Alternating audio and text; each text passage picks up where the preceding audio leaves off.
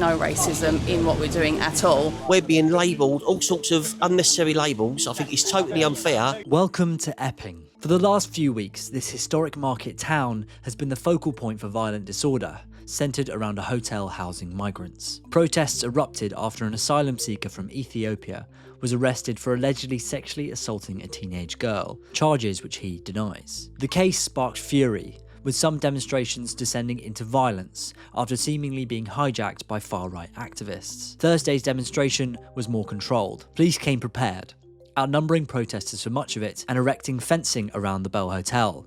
They made just one arrest. But with fresh protests planned for Sunday, concerns about further violence aren't going away. People here are worried, but many remain committed to their cause. It's spreading like wildfire on social media.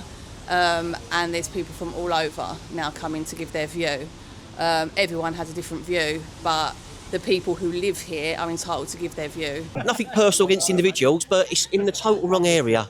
We're being labelled all sorts of unnecessary labels. I think it's totally unfair, and all this police presence has really stoked it up. There's some sympathy in why people may want to protest about it and why people have some concerns, but clearly not really being done in the right way. It's not really giving Epping a very good name. You know, our kids go to school here and they can't freely walk around with the worry. Now listen, I'm not saying that everyone in that hotel is a problem, but it is a problem for this area. During a council meeting on Thursday, a message written by the father of the young girl who was allegedly targeted by the asylum seeker was read out by Conservative councillor Shane Yerrell. I just want the hotel to be moved not only off our streets but away from making any other family feel how we are feeling right now.